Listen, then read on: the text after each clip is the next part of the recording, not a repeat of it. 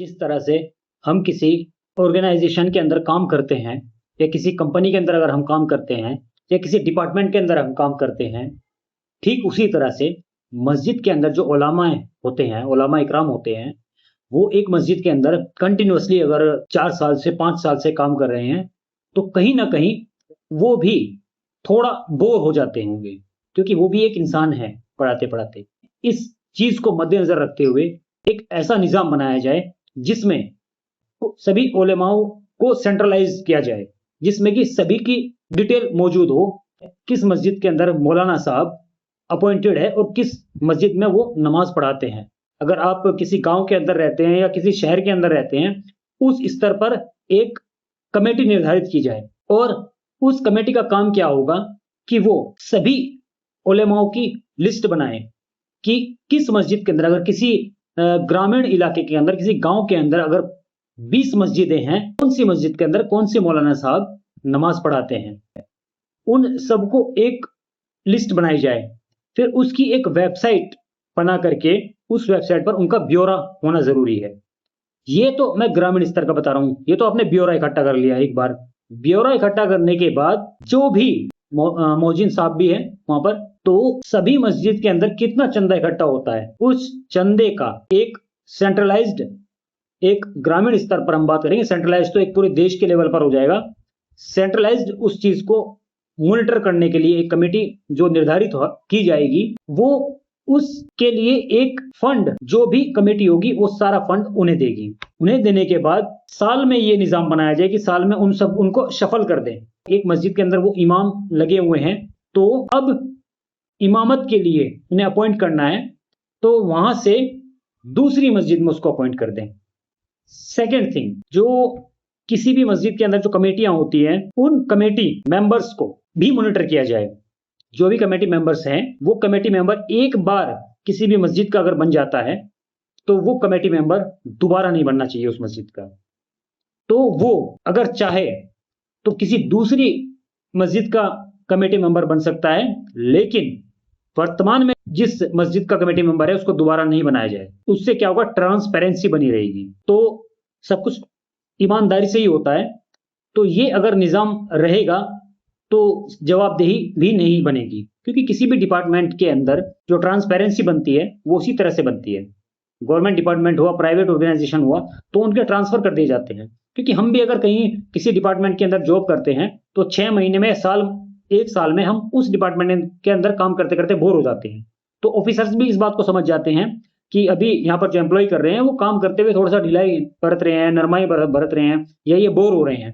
तो नई जगह जाएंगे, तो नई जगह जाने से एक एनर्जी आती है बॉडी के अंदर, वहां पर नए लोग मिलते हैं, नए लोगों से इंटरेक्शन बढ़ती है।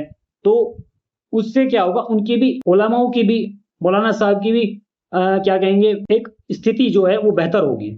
और जितने भी घर हैं, हर घर से आप अगर 100 रुपया लेते हो, तो हर घर को चाहिए कि महीने में कम से कम 100 की जगह आप 200 रुपये के चंदे के लिए, या मौलाना साहब के चंदे के लिए और मोजिम साहब के चंदे के लिए आप दिया कीजिए।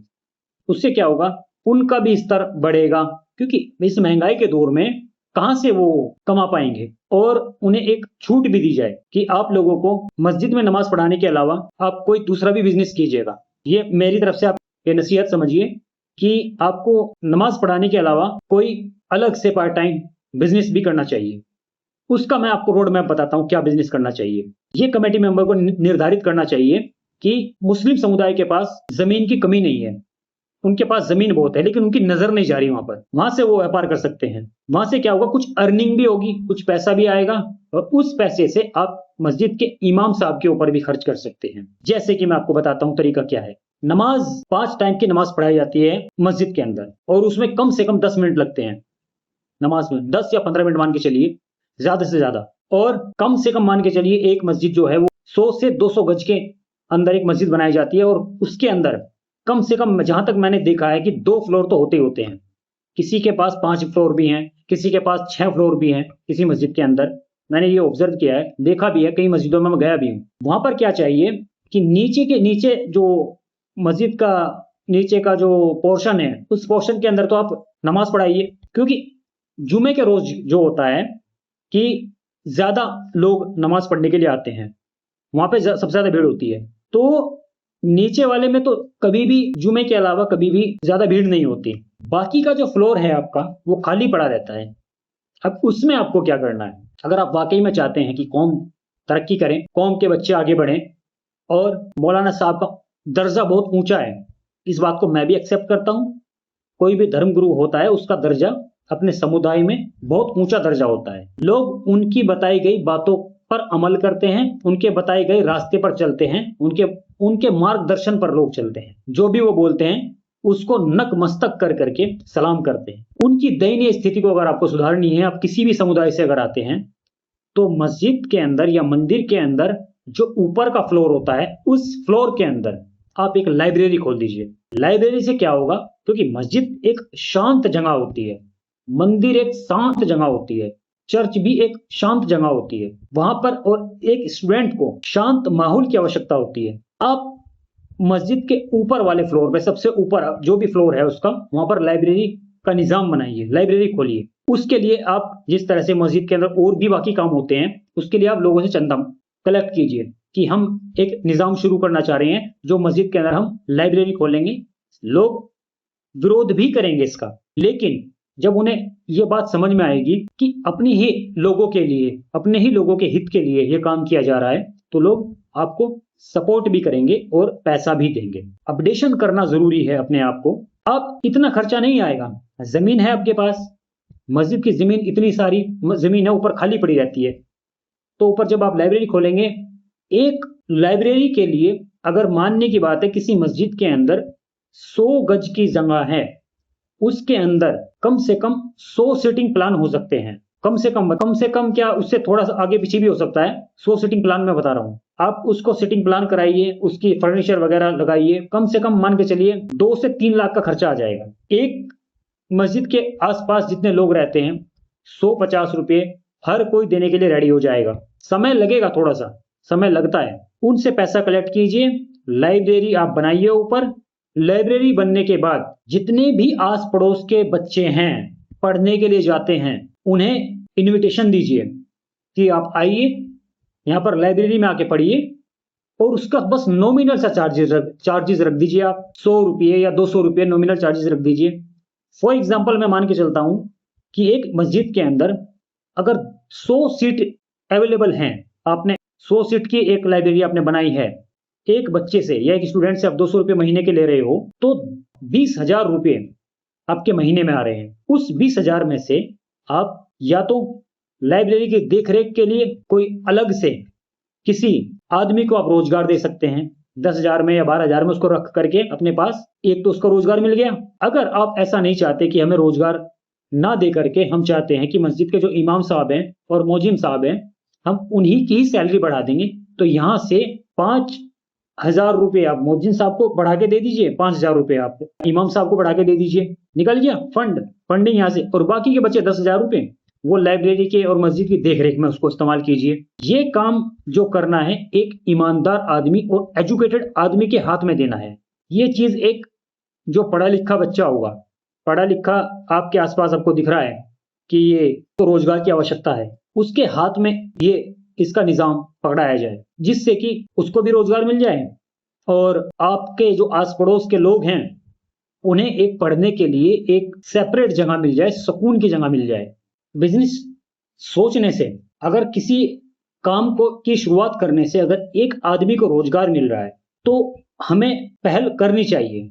आज तक ये पहल किसी ने नहीं की, तो हमें चाहिए कि ये एक पहल हमें करनी चाहिए, और जो सबसे पहले पहल करेगा तो उसका ही बड़ा नाम होगा। तो बात नाम की नहीं है, बात यह है कि अपने समुदाय के लोगों की दयनीय स्थिति से उन्हें बाहर निकालना, और रोजगार क्रिएटर हमें बनना है। तो रोजगार क्रिएट कैसे होगा, ऐसे रोजगार क्रिएट होगा। अब मैंने बात कही है कि एक मस्जिद के अंदर एक लाइब्रेरी, किसी गांव के अंदर या किसी शहर के अंदर ऐसी 20 मस्जिदें होंगी, 20 लाइब्रेरी आपने खोल दी। आपके आस पड़ोस के बच्चे, एक लाइब्रेरी के अंदर 100 कैंडिडेट्स आएंगे, 100 बच्चे आएंगे पढ़ने के लिए, उन बच्चों से आप पैसा लेंगे तो उससे फाइनेंशियली हमारी मस्जिद को भी मदद होगी और लोगों को रोजगार मिलेगा। 20 लोगों को रोजगार मिल गया अलग से। और अगर आप ऐसा करते हैं, इसको करिए, इसको इम्प्लीमेंट करके देखिएगा। इम्प्लीमेंट करने से ही कुछ भला होता है। विरोध हर चीज का होता है, हमेशा विरोध होता है, और ऐसा आप करेंगे तो कहीं ना कहीं समाज में इसका एक बेहतर मैसेज जाएगा कि चलो हमारे समुदाय के लोगों ने एक नई पहल की है। जमीन की कमी नहीं है, इस चीज को समझने की आवश्यकता है। किसी भी समुदाय के पास लाइब्रेरी एक बहुत ही बेस्ट ऑप्शन है। लाइब्रेरी अगर आपने खोल दी, फिर उसके साथ साथ जो एजुकेशनल इंस्टीट्यूशन है, जो वाकई में कुछ पैसे वाले लोग हैं, जो चाहते हैं कि लोगों को जागरूक करें, तो वो आपको बुक्स भी प्रोवाइड कराएंगे, रैक भी देंगे। फिर ऐसे ऐसे आपका दिमाग चलेगा कि नहीं, हमें यहाँ पर किताबें भी रखनी चाहिए कि लोगों को पढ़ने के लिए, मैगजीन्स भी रखनी चाहिए हमें। तो इसी तरह से लोग आपके यहाँ पर आएंगे, लाइब्रेरी के अंदर लोग आएंगे, अखबार भी पढ़ेंगे, मैगजीन्स पढ़ेंगे, और कुछ उनके मनपसंद किताबें रखिए। अब ये नहीं कि आपने सिर्फ वहां पर क्या है कि धार्मिक पुस्तकें ही रख दी, कम्पिटिटिव एग्जाम्स की बुक्स रखिए वहां पर, और बाकी जो दुनियावी तालीम की जो बुकें हैं वो भी वहां पर रखिए। और उसके साथ साथ कोशिश कीजिए कि एक फ्लोर को आप, जैसे एक फ्लोर के ऊपर तो आपने लाइब्रेरी खोल दी, दूसरे फ्लोर के ऊपर आप कुछ अलग से ऐसा निजाम बनाइए जिससे कि लोगों को एक स्किल डेवलपमेंट के प्रोग्राम उन्हें कराए जाएं। उससे क्या होगा कि लोगों के हाथों में हुनर पैदा होगा। कोई अगर छोटा मोटा फिर सीखने के बाद अगर छोटा मोटा कोई व्यापार भी करना चाहेगा, तो वहां से निकल के वो कोई एक रोजगार भी कर सकता है। जैसे कि फॉर एग्जाम्पल हाथों की कढ़ाई बुनाई सिखाने के लिए किसी महिला को आप वहां पर अपॉइंट कर सकते हैं, और जो भी उसकी फीस बनती होगी वो आप उसको दे सकते हैं। फ्री में ना करा के आप उससे थोड़ा बहुत चार्जेस लेकर के आप उसको अपॉइंट कीजिए अपने यहाँ पर। वो आपके आस पड़ोस की बच्चियों को कढ़ाई बुनाई सिखाएगी, या और भी खाना बनाना सिखा सकती है कि आपको ऐसे खाना बनाना है। इस तरह का खाना बनाने की स्किल उनके अंदर डेवलप कर सकती है, क्योंकि आगे चल के काम तो उनके वही आना है। लड़कों के लिए एक अलग से बैच बना दीजिए कि लड़कों के स्किल प्रोग्राम के लिए एक ऐसा इंस्टीट्यूशन खोलने की का प्रयास कीजिए। ऐसे जब धीरे धीरे सोचोगे ना, बहुत कुछ कर सकते हैं। तो हमें ये सब कुछ करने की आवश्यकता है। अब बात यह है, करे कौन? करना हमें और आपको ही है। हम और आप आगे बढ़ेंगे तभी जाकर के कुछ समाज का उत्थान हो पाएगा। तो ये इम्प्लीमेंट कीजिए, ये बहुत जरूरी है। वरना इसी तरह से हमेशा धर्म गुरुओं पर, धार्मिक संस्थाओं पर, मदरसों पर, मस्जिदों पर, उलेमाओं पर हमेशा उंगलियां उठती रहेंगी। तो अपने आप को अपडेट कीजिए, अपग्रेड कीजिए। नई चीज आएगी तो लोग एक्साइटेड होंगे कि चलो यार एक नई चीज आई है। बाकी आप लोगों की क्या राय है, कमेंट बॉक्स में कमेंट करके जरूर बताएं। Thanks for watching.